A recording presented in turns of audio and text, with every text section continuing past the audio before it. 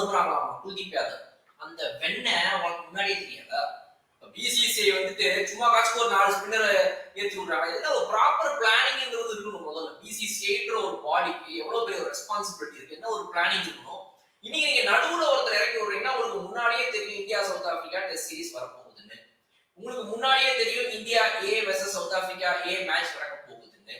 உங்களுக்கு முன்னாடியே தெரியும் குல்தீப் யாதவை நீங்க இதுல வைக்க போறீங்கன்றது. அப்ப இதுல என்ன ஒரு இது?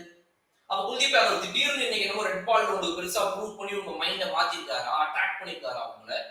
இல்ல இப்போ உங்களுக்கு மைண்ட்ல மூளை வேலை செய்யுதா? திடீர்னு வந்து ஆமா இத்தனை ஸ்பின்னர் ஆஸ்திரேலியாவை தேவையில்லை. ஏன் இதுக்கு முன்னாடி ஆஸ்திரேலியாவே போனது இல்லையா? ஹாபர்ட், கேன்பரா, சிட்னி, மெல்பர்ன் இங்கெல்லாம் நீங்க வந்து இதுக்கு முன்னாடி ஆடுனதே கிடையாதா? இந்த பிச்சை பத்தின அண்டர்ஸ்டாண்டிங்கே உங்களுக்கு இல்லையா? ஓடிஐ சீரீஸ்ல ஒரே ஒரு மேட்ச், T20 இந்த ஆரம்பத்துல ஆடினது இது அவ்வளவுதான். அதுல ஒன்று ரெயின் அஃபெக்டட் வேற முடிஞ்சு போச்சு. அப்ப இப்படிப்பட்ட இதுல இப்ப குல்தீப் யாதவ் திரும்ப பிடிக்கும்.